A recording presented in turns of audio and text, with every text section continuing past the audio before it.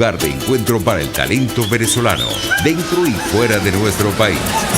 Continuamos por todos los medios con Mingo. Otro nivel. Ya vamos a hablar de cocaína en Miraflores, pero antes recordarles que esto es por todos los medios, con la gente emergente que cree en la verdad. Ya ustedes se suscribieron a nuestro canal de YouTube. Muy bien, nota positiva.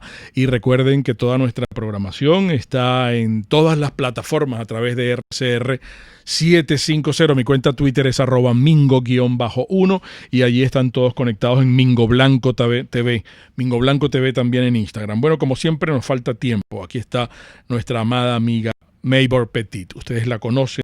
Maybor, ¿cómo estás? Un beso grande. Escritora, investigadora, politóloga venezolana especializada en crimen organizado transnacional. Gracias por atendernos una vez más. Tú eres de nuestro equipo, ya estás aquí. Ya nosotros te secuestramos. Sí, muy buenos días, Mingo. Un gran saludo para ti, para tu equipo y para todos los que nos escuchan a esta hora, ¿no? Hay muchas cosas para conversar contigo. Yo quiero comenzar diciendo que tú estuviste el sábado en un restaurante muy conocido allá en Nueva York. Y quiero hacer público, para la gente que no lo sepa, que tú tienes una labor muy paralela desde el punto de vista de todo lo que tú investigas y todo lo que tú haces en tu trabajo, pero también eres escritora y te has dado la tarea de escribir cuentos infantiles. Y eso me parece tan bello, sobre todo lo que me contaste que estabas haciendo el sábado, que estaban recaudando fondos, venezolanos estaban allá y tú estabas bautizando uno de los libros, y las donaciones que ustedes recogieron y que van a seguir ahora a través de una ONG para unos niños en lechería, y tengo entendido que también para unos niños pemones. Yo quiero que hagas una breve introducción sobre eso, porque después quiero que hablemos de este trabajo tuyo reciente de cocaína en Miraflores y que tiene que ver precisamente con este caso criminal de Efraín Antonio Campos Flores y de Frankie Francisco Flores de Freitas, que todos los conocemos aquí en Venezuela y se conocen en el mundo entero como los narcosobrinos. Así que quiero que comencemos, pero quiero que nos cuentes este detalle tan bonito que tú estás llevando adelante con un equipo de gente maravilloso. Sí, bueno, lo de los cuentos infantiles es un proyecto hermosísimo. Sirve como un foco para la resiliencia de muchos de los venezolanos que se encuentran acá sin ellos, ¿no? Entonces, hay dos chicas maravillosas que están haciendo un trabajo desde hace mucho tiempo. Una llamada y cada uno de los venezolanos que hacemos vida acá en la ciudad de Nueva York colaboramos de alguna manera. En mi caso lo hago con libros infantiles, yo los escribo, estos libros van hacia las fundaciones, ellos hacen actividades en cada uno de los estados con su gente, con su grupo, y yo voy y los apoyo, ¿no? Así como muchos otros venezolanos. Entonces esto nos permite ofrecer una mano. Mucha gente dice que son pequeñas gotitas de amor para tanta necesidad que hay en Venezuela y particularmente con la población más vulnerable que son los niños, ¿no? ¿Cuál es el nombre tan bonito que tenía el libro que me dijiste el sábado de lo de los colores? Sí, se llama La Aventura de los Colores. La Aventura de los Colores. Este libro en particular es el azul. Me gustó mucho eso. Sí, es bellísimo. Está dedicado a las madres solteras que tienen niños que se ven obligadas a trabajar y que muchas veces no tienen el tiempo suficiente para compartir con los niños porque están cansadas, etcétera. Claro. Y el libro invita a recuperar ese tiempo bonito a través de la magia de los colores. Y ahora viene el amarillo, ¿no? Ahora se está preparando el amarillo, esperamos sacarlo. Todo esto de la pandemia nos cambió el panorama, ¿no? Claro, porque tú tienes la idea era sacarlo a finales de este año, pero creo que vamos a tener que dejarlo para el próximo, esperando que con optimismo y esperanza cambien las cosas, ¿no? Claro, porque tú además tienes en el horno un libro maravilloso que yo quiero comprometerte de una vez, pero creo que va a tener que ser en otro programa, porque ahorita nos vamos a dedicar a la cocaína en Miraflores, porque tú tienes allí en puntos suspensivos el trabajo maravilloso que hiciste en Medio Oriente sobre Tarek El Aizamik, y que por esta situación de la pandemia no has podido bautizar y lanzar al aire, pues, ¿no? Entonces, pero vamos a empezar ya de una vez, pues tú sabes cómo es el tiempo acá. Cuéntanos de Cocaína en Miraflores. Bueno, Cocaína en Miraflores es un proyecto que parte del 2015, cuando los dos sobrinos de Cilia Flores y Nicolás Maduro fueron arrestados en Haití. Ajá. Y todo el proceso que va hasta el 2018, cuando los declara culpable un juez. Sí.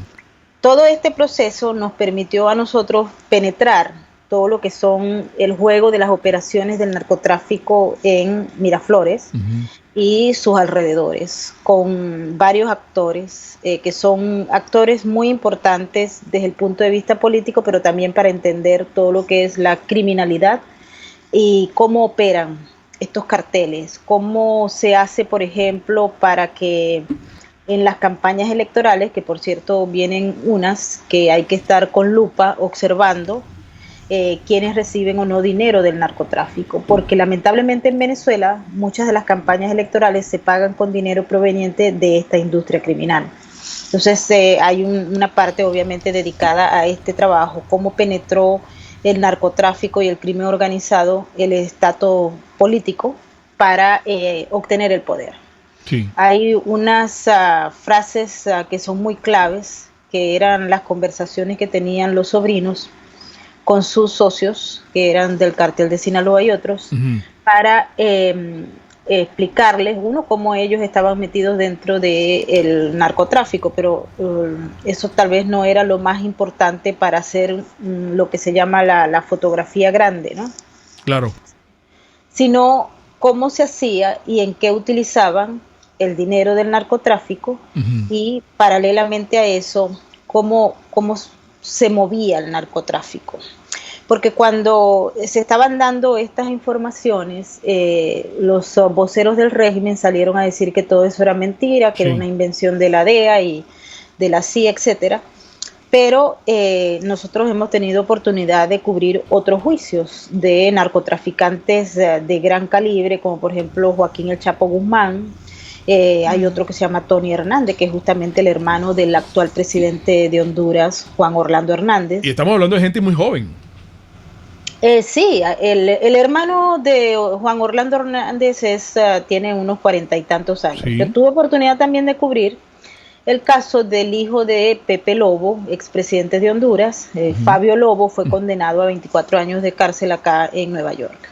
Cuando estábamos haciendo estos trabajos, el de Fabio Lobo, que empezó en el 2014, o sea, las investigaciones, y posteriormente en el 2015, cuando él ya entra, o sea, se empieza a conocer todos estos elementos, lo que decían los sobrinos, lo que se decía con los cooperadores del gobierno, en el caso de Fabio Lobo, por ejemplo, y de los policías hondureños que participaron en ese caso, y hubo un testimonio muy importante, que era el jefe de uno de los grandes carteles de Honduras, que fue desmantelado, pero que los tipos se entregaron a la DEA, a todos estos narcotraficantes, era una familia de narcotraficantes.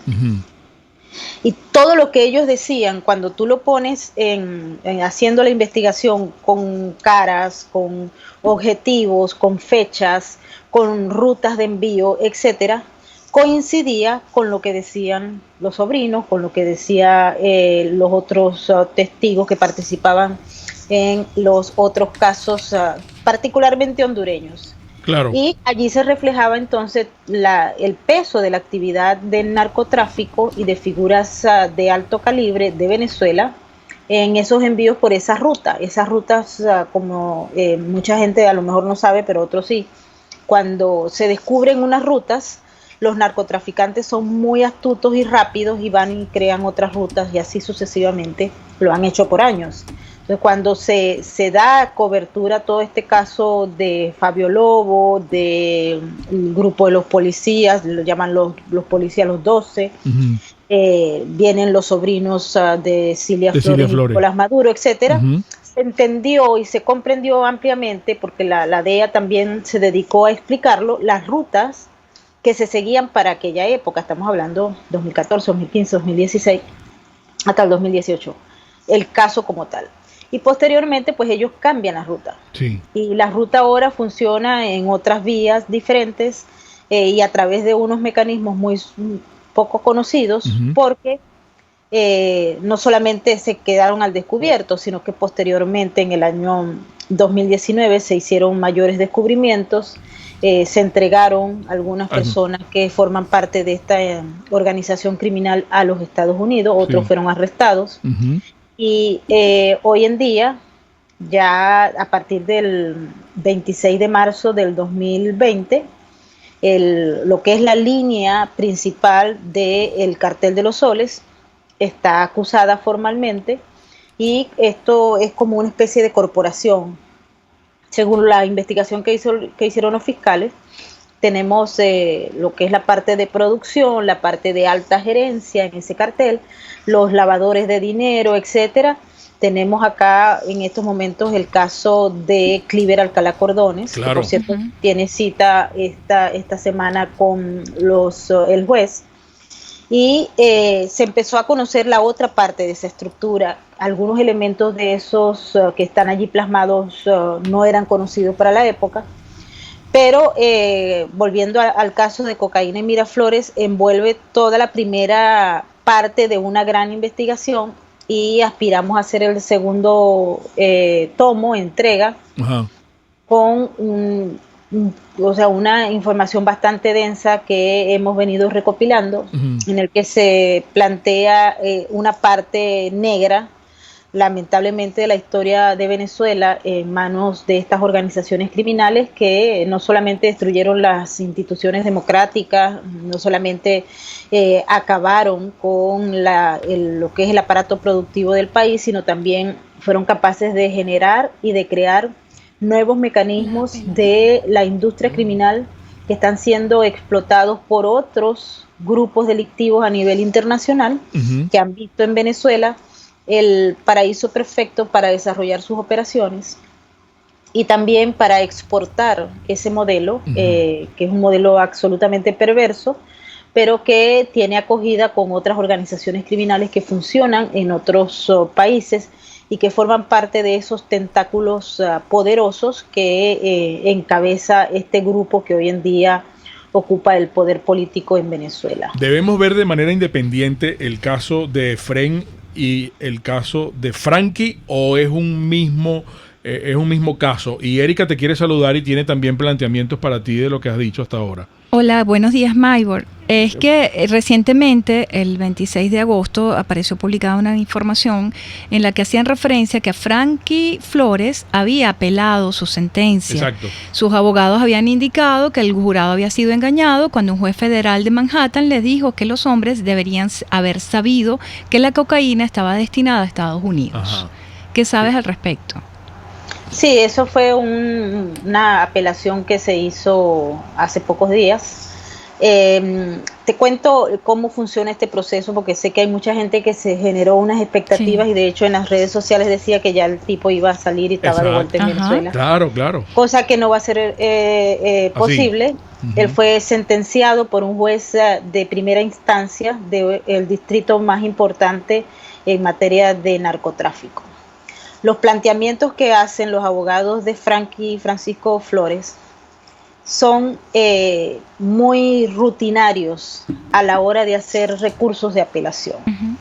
Cuando se estaba discutiendo, Frankie Francisco Flores de Freitas estuvo en Honduras. Exacto. Él habló con los narcotraficantes en Honduras, en Caracas. Sabía que los narcotraficantes no iban a comprar la cocaína para guardarla en su casa. Sabía cómo funcionaba el modelo. Conoció a los operadores. Uno de los operadores que estuvo con Frankie Francisco en esa reunión que se hizo en Honduras, estuvo aquí preso. Forma parte de ese expediente. El tipo pagó ya su condena, se declaró culpable de los cargos y colaboró con la justicia. Okay. Y ya él concluyó su periodo y fue deportado nuevamente a Honduras. Él fue uno de los socios claves y Frankie Francisco estaba con él. Claro, por eso. Ellos se conocieron. Y el otro, que sí tenía la información y que le había pasado antes, pero cuando los sobrinos fueron arrestados, a este hombre lo mataron en Honduras, que es el famoso Sentado. El Sentado había suministrado información y por supuesto que ellos sabían, inclusive cuando fueron a Honduras, habían conversado y se sabía, y había evidencia cierta que los fiscales obtuvieron de que la cocaína iba de Venezuela a Honduras y de Honduras a Estados Unidos. Eso no es un secreto, porque en Honduras no pueden comprar la cocaína en esos precios, ni tampoco en México ni en Guatemala. La cocaína que sale de Venezuela viene a los Estados Unidos si viene por la ruta Honduras o cualquier país de Centroamérica. Eso no es un secreto.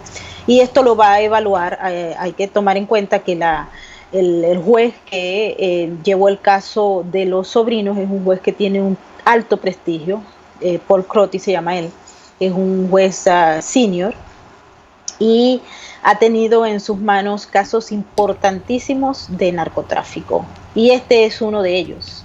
Maneja muy bien todo el tema de Honduras y él ha tenido oportunidad de conversar no solamente con esto, sino que él cuando le quedaba alguna duda, él replanteaba la pregunta o de la defensa o de los fiscales durante el proceso de examinación que se le hacía a todos los colaboradores y que constituyeron parte de los testimonios de ese juicio. Okay. Entonces, para que lo entiendan, este recurso, uno que se presentó ante la Corte para invalidar la decisión que tomó el juez Paul Crotty. Claro. Las posibilidades de que ese recurso sea admitido, los abogados pueden ir y poner el recurso. Claro. La noticia fue esa. Esa fue la Ahora, noticia. de que el recurso vaya a ser admitido, discutido y sentenciado, eso equivale a, primero, mucho tiempo. Dos, las probabilidades, yo busqué en los últimos 10 años y la probabilidad es de 0,01. Entonces, es muy difícil y estos mecanismos los utiliza siempre la defensa para seguir trabajando el caso. Maybor, tengo que hacer un paréntesis con Máster, tengo un compromiso para identificar, estamos conversando con Maybor Petit y en breve regresamos.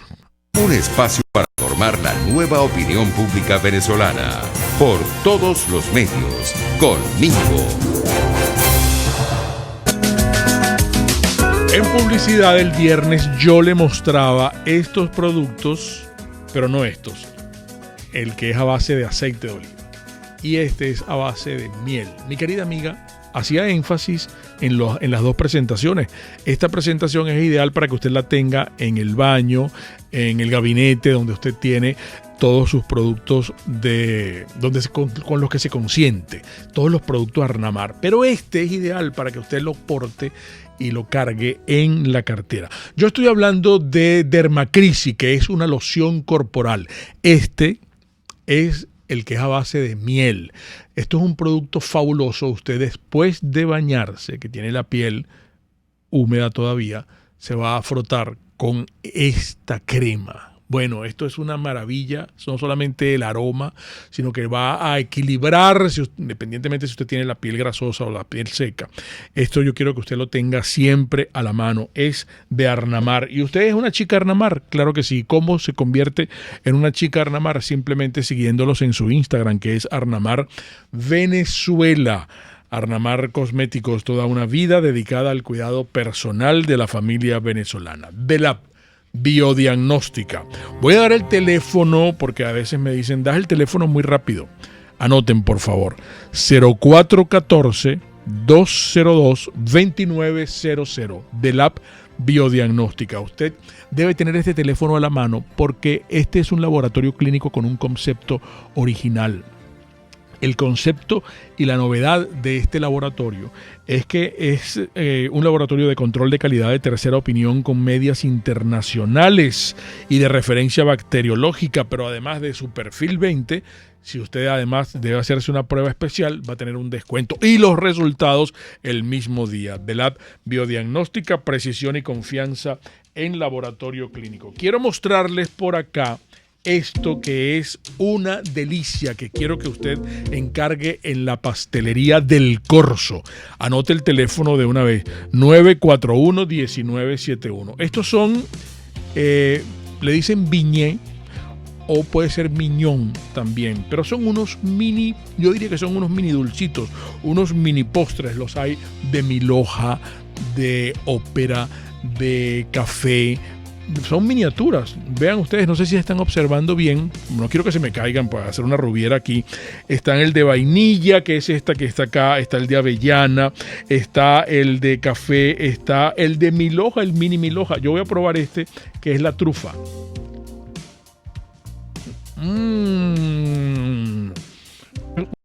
Esto es una locura, ¿vale? Esto es una maravilla.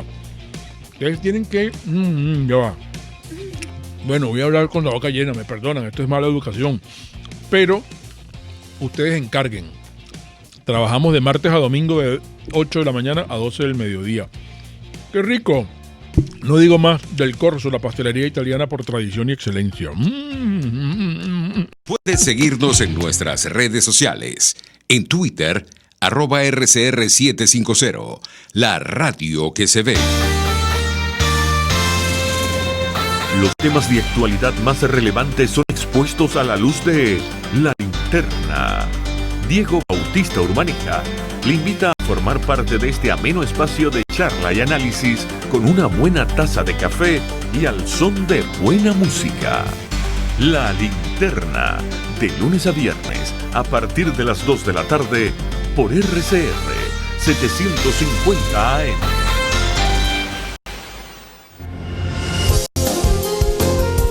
RCR 750 AM, porque lo bueno une.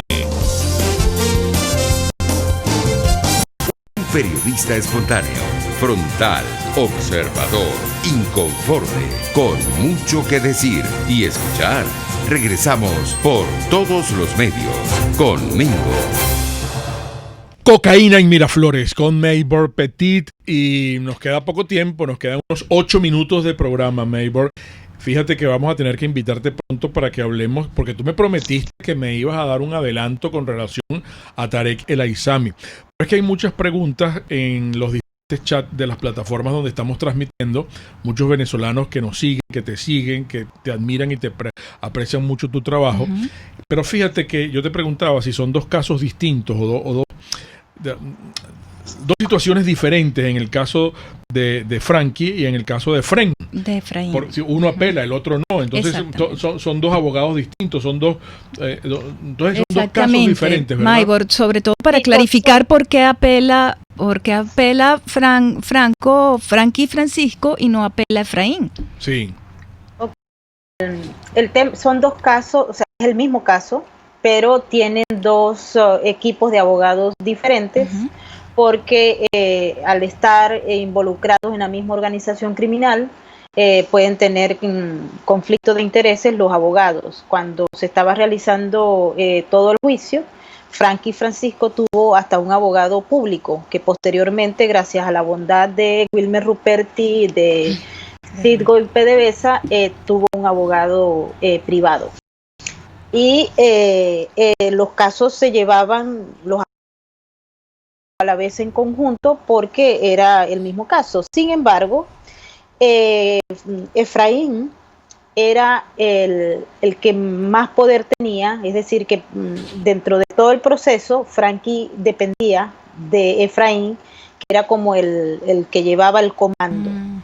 Y eso hace que Frankie, que participó en todos los argumentos de esta conspiración, estuvo siempre presente, aunque a Efraín era como el jefe de esa pequeña corporación, pero ellos respondían a otra gran corporación. Sí.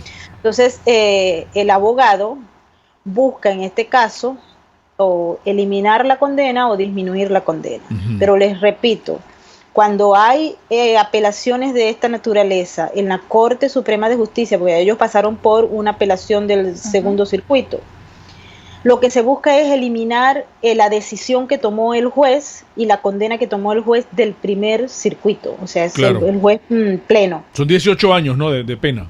Sí, y eso es más que imposible, Ujú. porque todos los elementos fueron tomados. El juez siempre hacía hincapié, de hecho, en que se tomaran todos los elementos procesales. A veces inclusive parecía que el juez estuviese a favor de los sobrinos, porque él estaba cuidando y lo que se llama en este mundo blindando el caso, es decir, Claro. para evitar que una apelación a futuro pudiese Enturbiara. tener algún tipo de elemento que le permitiera prosperar. O retrasar. Los abogados no, porque prospere, es decir, que entre a la Corte de Apelaciones, que entre a la Corte Suprema de Justicia y se vea que hubo una falla procesal o algún elemento que indique que el juez falló, ese juez, el señor Paul Crotty, y que se pueda volver a empezar el caso. Entonces Claro. los jueces son muy cuidadosos a la hora de tomar las decisiones, siempre le dan derecho al abogado para que diga. No es cierto, porque yo estuve ahí todas las horas que duraron esos procedimientos. Wow. Y siempre se le habló, allí todo el mundo mencionaba y el abogado de Frankie negaba todo el tiempo todos esos elementos, porque eso es lo que hacen los abogados. Yo te puedo decir algo que mucha gente no sabe ahorita. Este fin de semana ocurrió la apelación, que a muchos les va a dar risa, pero eso aquí es porque aquí hay Estado de Derecho, de el Chapo Guzmán. El Chapo Guzmán está apelando todos los 10 delitos por los cuales él fue condenado a cadena perpetua más 130 años. Sí. Los abogados sometieron a consideración de la Corte de Apelaciones un documento que cuando uno no lo lee, o sea, salió en horas de bien tarde en la noche. Cuando yo me puse a leer el documento, yo decía, yo no puedo creer esto, pero lo hacen porque los abogados de la defensa agotan todos los recursos claro. que hay, y por eso también cobran mucho dinero, ¿no? No crean que eso lo hacen gratis, particularmente en casos, por ejemplo, como el del Chapo Guzmán o los sobrinos de la pareja presidencial, que saben que ahí hay mucha plata, ¿no? Claro. Entonces, los abogados de la defensa siempre hacen exactamente lo mismo. Ahora, nosotros tuvimos oportunidad de hablar la semana pasada con a una de las abogadas de Chapo. Obviamente, cuando se lea esto, el juez de apelaciones va a decir, pero, o sea, no tiene este juicio fue público, claro. Este juicio se tomaron todos los elementos para hacerlo claro, porque era un juicio que tenía un poder mediático importante. ¿Cómo va a haberse violado esto, no? Entonces, las posibilidades de que sea aceptada esa apelación son muy pocas, ¿no? Las posibilidades que sean aceptadas esa apelación de Francisco Flores de Freitas es muy mínima, porque tampoco fue aceptada en la otra instancia. Es decir, la otra instancia ratificó el fallo del juez Paul Crotty, y ahora no nos va a quedar duda de que lo van a hacer, puesto que lo que se evalúa es el cumplimiento de la norma y la regla, y ese juez es muy cuidadoso con eso, ¿no? Sí. Ahora, se nos agota el tiempo, no sé si puedes adelantarnos algo. ¿Cómo se llama el trabajo que estás haciendo, que ya está listo, pero la pandemia no has podido presentar, de Tarek El Aizami?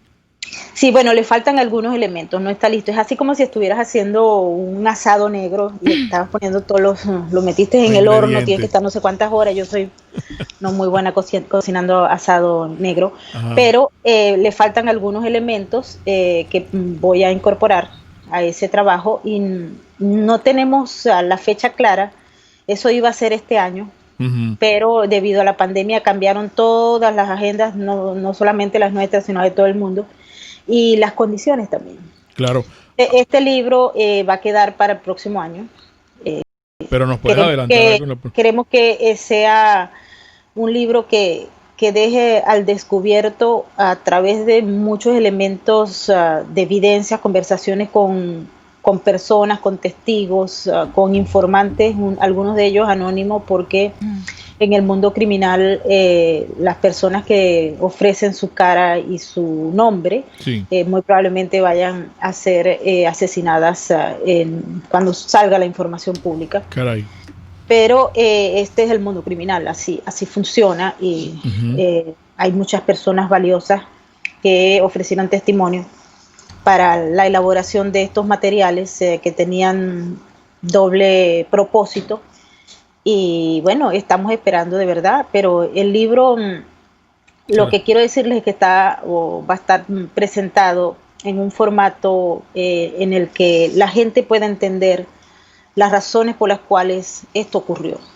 La historia ocurrió, por qué hay unos personajes de esta naturaleza y hasta qué punto esos personajes con esa conducta criminal son capaces de lograr sus objetivos en un mundo lleno de complejidades, como es el caso de Venezuela, que lamentablemente ya no es un país aislado, sino un país que forma parte de un conglomerado de naciones parias que ubican una política común y que no necesariamente es buena para la ciudadanía.